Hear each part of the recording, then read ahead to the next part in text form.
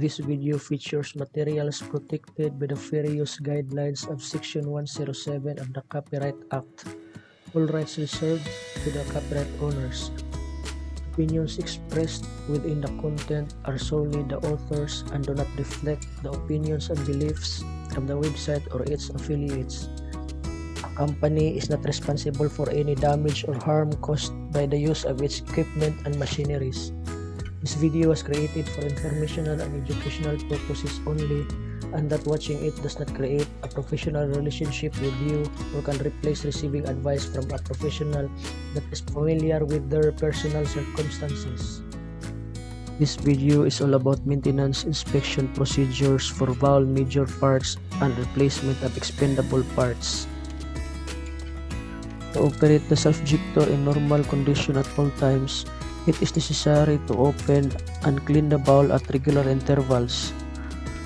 Although the operating intervals vary with the properties of treatment oil and operating condition, the general opening intervals must be followed. Open, check, and clean every 3 months. If the valve opening intervals are too long, contamination might affect separation or even cause vibration. Set the proper opening intervals suitable for the type of oil. Pay attention to corrosion and erosion. Check for damage caused by corrosion and or erosion at regular intervals. When parts are washed, never use alkaline or acidic detergent.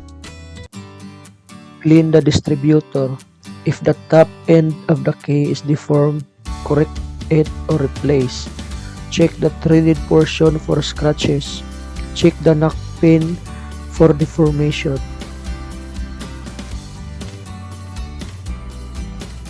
Remove the sludge deposited on the disc by use of a cleaning oil and a wastecloth or a soft copper wire brush. Avoid using a scraper or any other thing that damages the surface.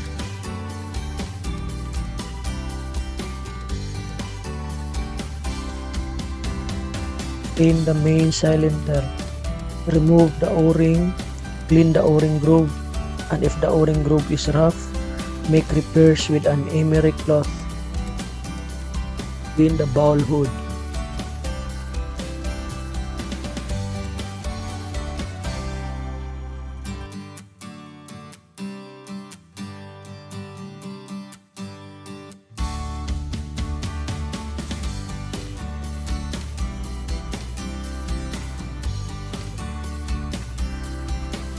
Clean the bowl body. Clean the O-ring groove. If the O-ring groove is rough, repair it with a fine emery cloth. If the operating water passage hole or any of the water pressure chambers is clogged with scale, perform thorough cleaning.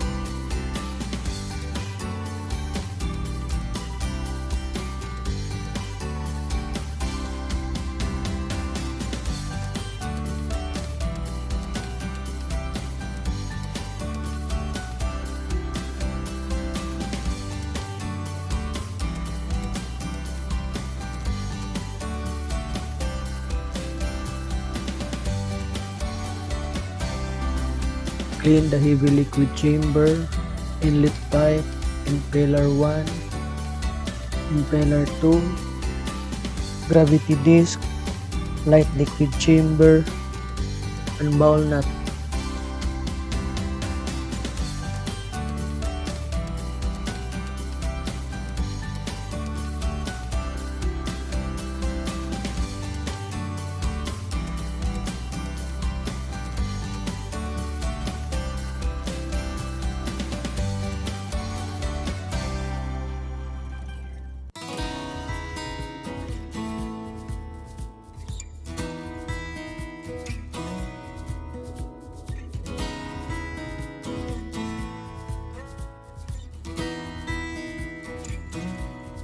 Remove the main seal ring.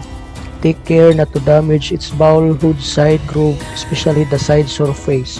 Damaged groove may cause leakage. Check the following portions of the bowl hood for scratches. Bowl nut fitting portion. Bowl body fitting portion, threaded portion, light liquid chamber fitting portion, o-ring groove, neckpin groove, and if there are scratches on the above mentioned portions, make repairs by use of seat files, grinding stone, or emery cloth. Main cylinder. Check the seal surface for scratches. If there are scratches, the damage to the main seal ring and cause leakage of sealing water. Scratches are often made on the surface at the time of disassembly. Therefore, be careful when handling it. If the scratches on the main cylinder for lubrication oil are small, repair them by the use of an oil stone. Check the bowl body sliding surface for scratches. If there are scratches, the o-ring will be worn down earlier. Repair the scratches with an emery cloth and apply finishes with polishing paper. Clean the o-ring groove. If the groove is rough, make repairs with an emery cloth.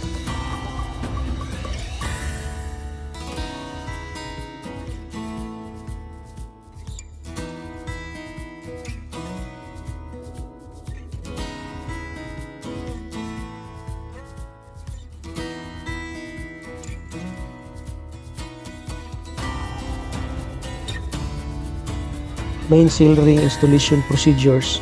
Press the main seal ring in the main seal ring groove of the bowl hood by hand. The main seal ring will be placed in a state of being lifted from the groove.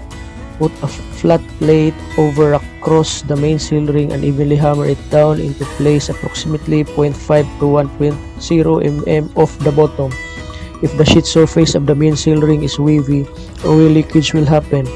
Install the main seal ring in such a way that the sheet surface will be flat. Install new o-ring of the main cylinder.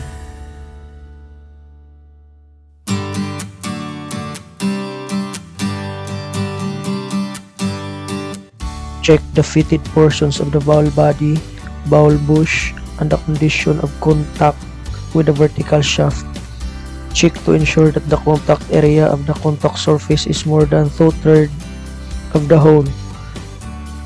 Check for scratches caused by slipping. If there are scratches, remove the scratches with an emery cloth and apply finishes with polishing paper. If the bowl body and bowl bush are in poor contact, vibration could occur. If the contact area of the contact surface is less than 2/3 of the hole, replace the bowl bush with a new one.